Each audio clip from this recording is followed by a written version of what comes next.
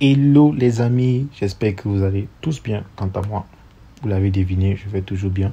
Alors nous sommes partis aujourd'hui pour une vidéo tutoriel où nous allons parler de LLDP, Link Layer Discovery Protocol. Alors on passe tout de suite après l'intro, c'est parti.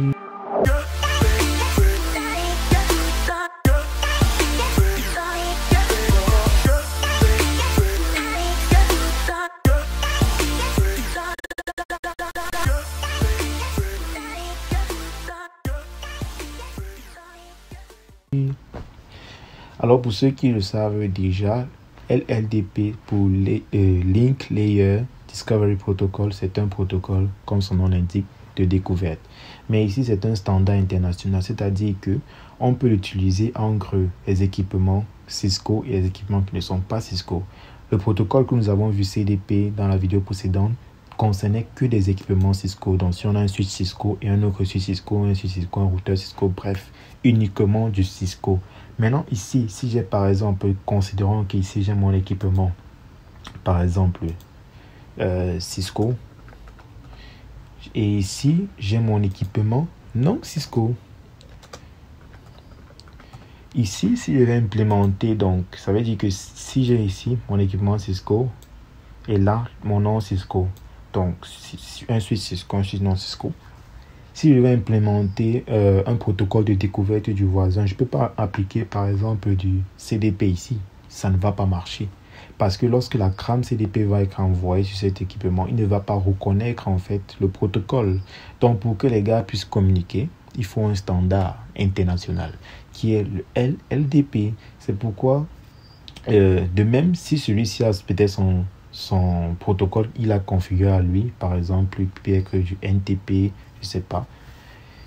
Et si on configure son protocole, lorsque son protocole va arriver avec Cisco, Cisco ne va pas le reconnaître. Vous voyez? Donc il faut un standard en fait qui parle du même langage, un langage que les deux comprennent, qui est le LLDP. Donc pour activer mon LLDP, de grâce déjà dans les équipements Cisco, c'est presque les mêmes commandes, c'est même, j'ai envie de dire, la même commande par rapport à CDP dans les équipements Cisco. Voilà. Donc je me connecte par exemple via mon Cisco, là comme ça, je passe en mode de configuration globale. Mais là, un petit problème se pose, c'est que Packet Tracer malheureusement ne prend pas en charge ces commandes de LLDP. Donc c'est un peu ça aussi le problème de Packet Tracer. Et donc je ne peux que vous expliquer ça comme ça à la volée. Donc si je veux par exemple activer le protocole LLDP, je vais appliquer la commande LLDP run en mode de configuration globale. Vous voyez, invalide input detect. Pourtant c'est une commande qui existe bel et bien. Donc là, Packet Tracer ne nous permet pas de faire ce petit lap. Donc comme vous connaissez déjà un peu comment fonctionne CDP, je pense que là, vous n'aurez pas le souci. Mais pour ceux qui n'ont pas encore vu la vidéo sur le CDP, allez d'abord voir la vidéo sur le CDP. Là, vous allez facilement comprendre ce que je vais dire ici. Donc ici, lorsque je tape LLDP run, je fais tourner le protocole.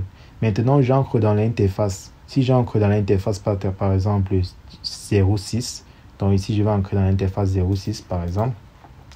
Et lorsque j'entre dans l'interface 06, je fais maintenant LLDP transmit pour dire transmission. Donc c'est un peu ça la différence avec le CDP. Là où on devait faire CDP enable, ici on va juste faire un LLDP transmit pour dire tu transmets, et un LLDP receive pour dire que tu reçois. C'est pour dire quoi? Si on met seulement le LLDP transmit, il va seulement transmettre ces informations à lui. Vous voyez?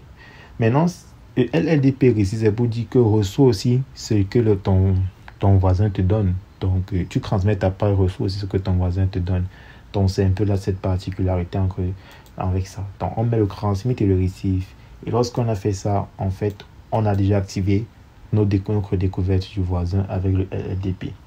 Maintenant, en ce qui concerne les shows, c'est également pareil par rapport à CDP. Donc, on a un show LLDP qui va nous montrer des brefs aperçus. Et on a un show LLDP neighbor qui va nous montrer les voisins. Donc, quels sont nos voisins. Donc, je vous ai déjà expliqué que c'est très important d'avoir ces protocoles-là de découverte activés sur vos équipements parce que ça permet une meilleure gestion du réseau en cas de panne, en cas Lorsque vous voulez, par exemple, voir la topologie d'un réseau, peut-être vous êtes admin, peut-être dans une entreprise, vous voulez analyser un peu la topologie. S'il n'y a pas les découvertes, mon gars, bonne chance pour analyser la topologie.